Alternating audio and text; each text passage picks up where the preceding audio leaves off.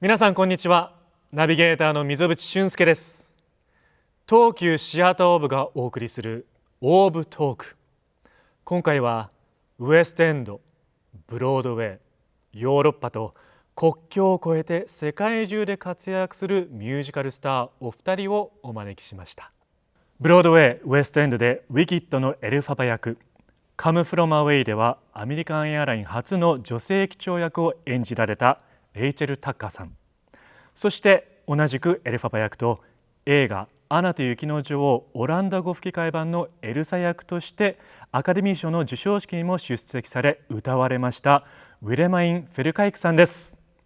レイチェルさん、ウィレマインさん、こんにちは。Hi, Rachel and Willemjin。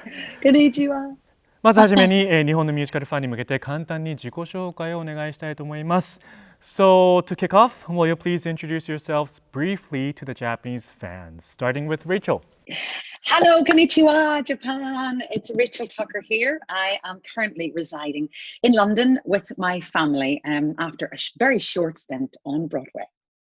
Hi, I'm Willemjin Verkaik. I was very happy to be in Japan in 2017 and 16, I think. And I'm currently in the Netherlands awaiting new adventures, hopefully. それでは今日そんな世界を股にかけて活躍するミュージカルスターのお二人にいろいろとたくさんお話を伺いたいと思います。So starting with Rachel, you were in John Owen Jones' concert in September. How was it performing in front of an audience after quite a while? It was very emotional. I could have cried with happiness, is how I felt, and it was just on Wednesday. So we did a concert, a duo concert together at the Crazy Coqs in London, in front of a very small, socially distanced audience of 40. It usually is 70 or 80. So everyone was spaced out, and it was live streamed with 4 different camera angles.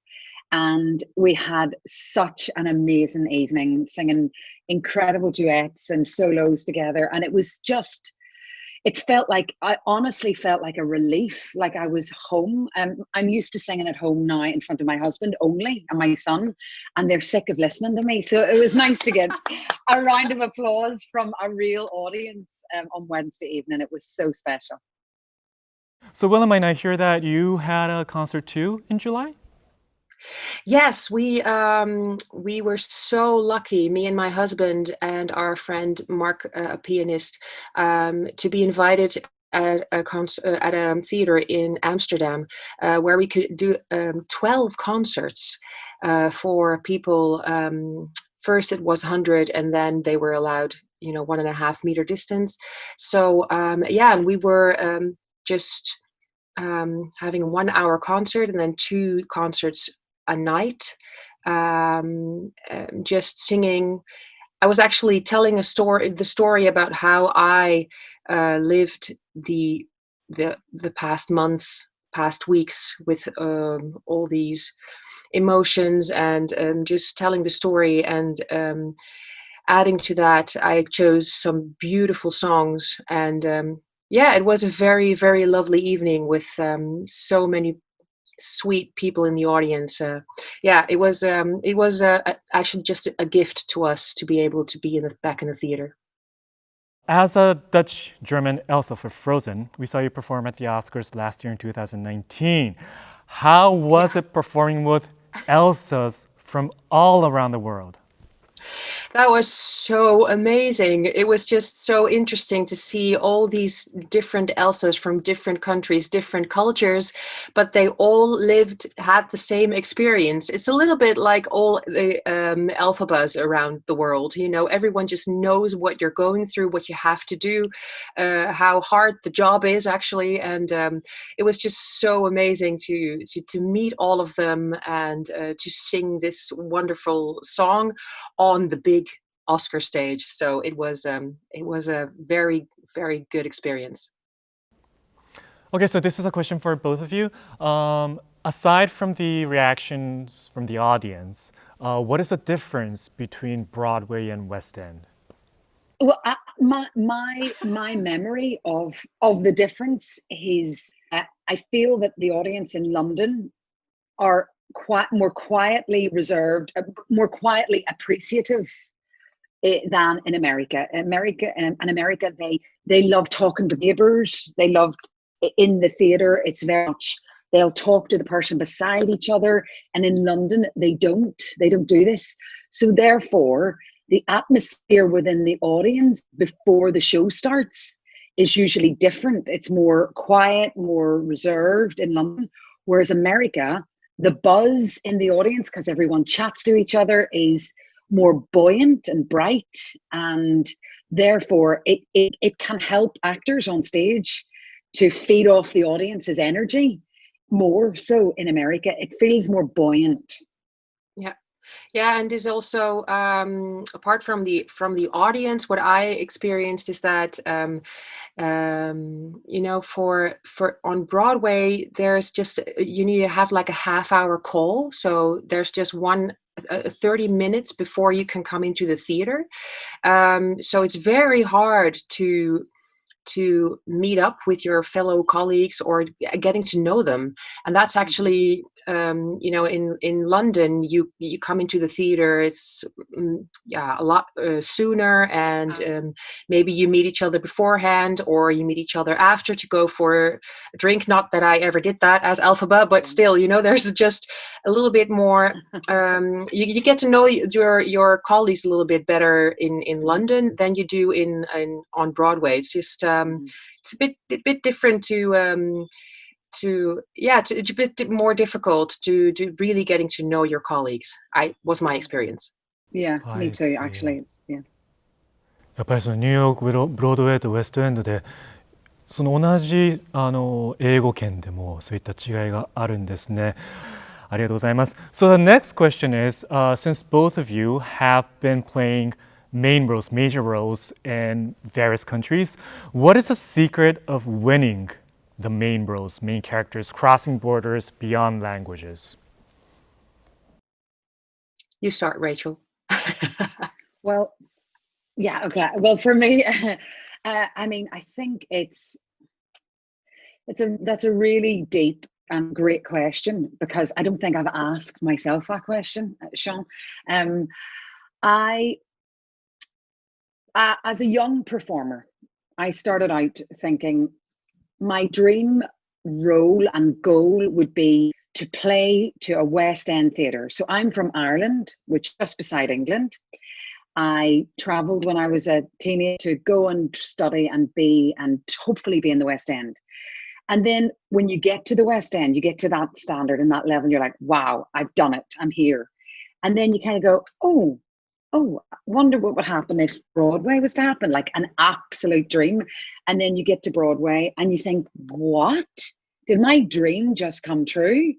And then you get to Broadway and you're like, oh, this could be a way of life. I could live in New York and do theatre and television. So you slowly kind of set yourself a goal, and then you pull it up and you're like, wow, I did it. And then same again, you're like, oh, I'm here. And so for me, it was a gradual. It wasn't like, there's no secret. I think if you put the work in, if you put the dedication, the time, the passion, if you have all those qualities and drive and dreams and hopes and certain doors open at the right time, it's then there is your mixture that works. That there's the winning mixture. But there's no rhyme or reason. I think it's also having a good name in the industry. So if word gets around that you're a great worker, you're always at work, you love being there, you're a good company member, that pays dividends. And if New York hears that from London and vice versa, then there's more hope of you crossing those borders. Isn't that right, Willemjin? Yeah, absolutely. And I think adding to that, of course, being there at the right time is, you have to be a little lucky, but of course a hard worker, and you got to have the talent. But also I think, and that I see that for a lot of colleagues that are keeping it there, keeping it up there is everyone is so down to earth. So people just really know who they are, and they're not putting themselves on a pedestal or anything. No. It's just no divas, no divas. Absolutely, no, you cannot afford it. You cannot afford to be a diva. It's just the job is too tough, and you have to just really be willing to learn still. Even though you've been on Broadway and you've done the Oscars and everything, it's not, you still, I still don't know anything, so it's just having that attitude to just be willing to just still learn from your colleague and be open. I think that's a very, very strong one as well. I see. いやー、こうやって Thank you。こうやってその世界で活躍するお二人からもうひたすら目の前のことを誠意を持ってやる、もちろん少しの運は必要ですけれども、誠心誠意努めるっていうことが大事。あとは謙虚な心、もうなんか基本中の基本なようでなかなかそれをできないと思うんですよね。でもそれをこのトップスターお二人がやられてるって聞くと、なんかもうすごい説得力がありますね。Thank you very much both of you.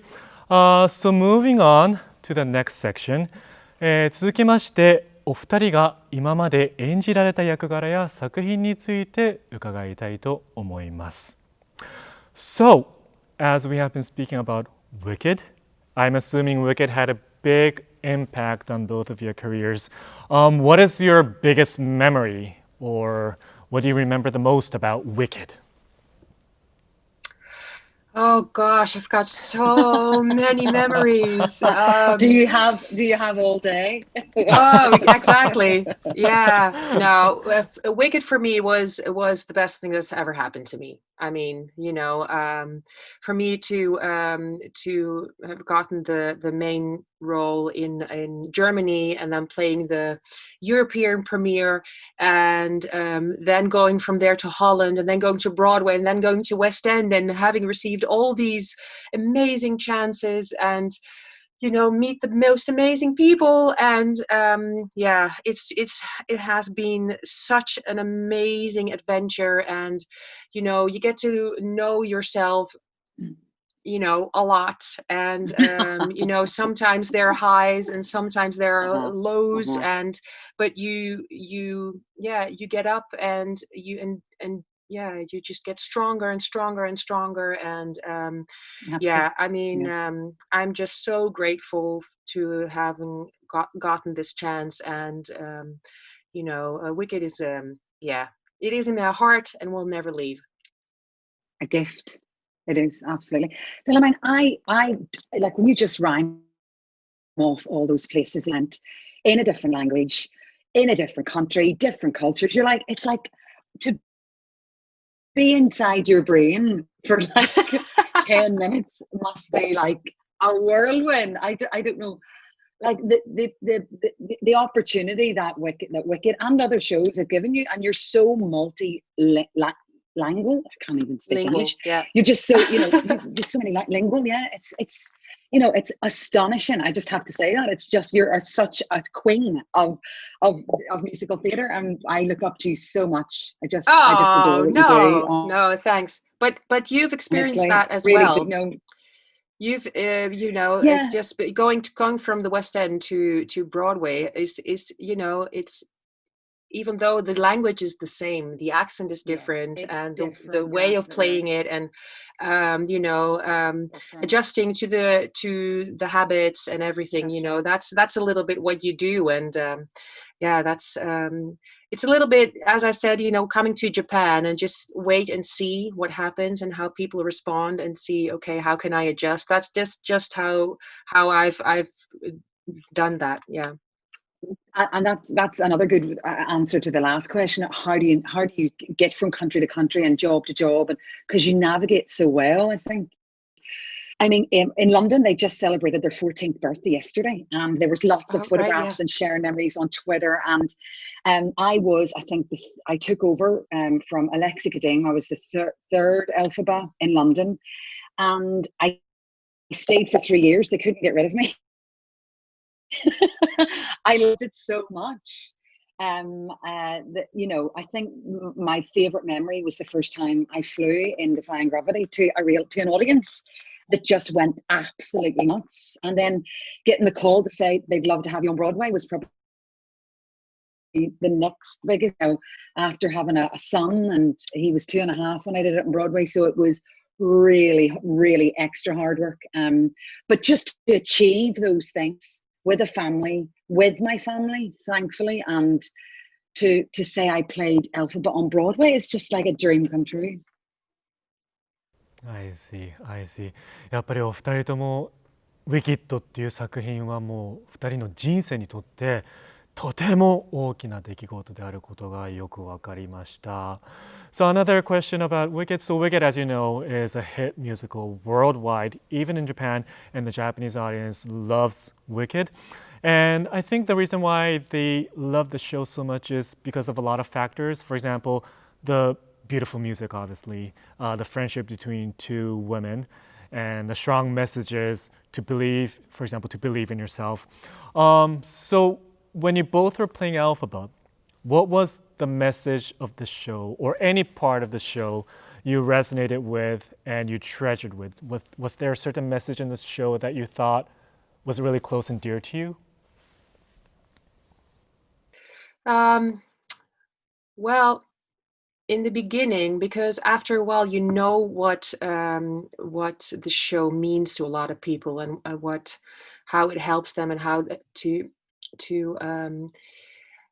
it makes them feel stronger. So after a while you know which songs are so powerful. But in the beginning, for me, actually, I'm Not That Girl was actually one of the songs that I felt close to, not because I always, was bullied or anything, but it's just, you feel that I always felt a little bit like when I was younger that my friend was always the one that was the popular one, or the one that was smarter or more talented, and I was just never that girl. So in the beginning, the I'm Not That Girl song was actually the one that I resonated with the most. And once you play the show, you know that The Wizard and I and Defying Gravity are the ones that will get people through and helps people. So after a while, I felt like singing Defying Gravity was so powerful, and I knew that was the strongest message. I think for me, the strength behind the will and the want to change people's mind and to make them see that green is okay, that being different is okay.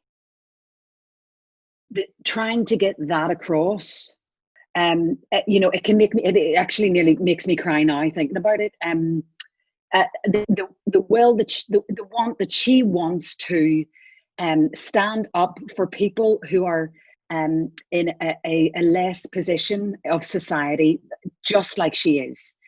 Even though she is one of them, she still is fighting for her cause and for their cause, and that to me makes me emotional. And that I have a small story of when I was young at school, and I got into detention late after school. Mum, I came home and explained. Mum says, "Why were you in detention?" And I says, "Because someone was being bullied, and I stood up for them, and I got into trouble as I might have got into a fight." So I stuck up for a person, and my mum said that was one of her proudest moments, was that not that me getting into a fight, but that I had the strength to stand up for someone who couldn't stand up for themselves. And I connect that with Elphaba. Great. Both of you, very beautiful stories. Thank you so much. やっぱりお二人もそうですけども、自分の思いとか自分の体験、人生の経験とウィキッドのいろいろな場面が重なるってっていうのがあると思うんですよね。なので多分、10年前に見て、今見るとまた違う感じ方をできるようなそんな作品であるというふうに、ウィキッドはそうだというふうに思います。Thank you both of you.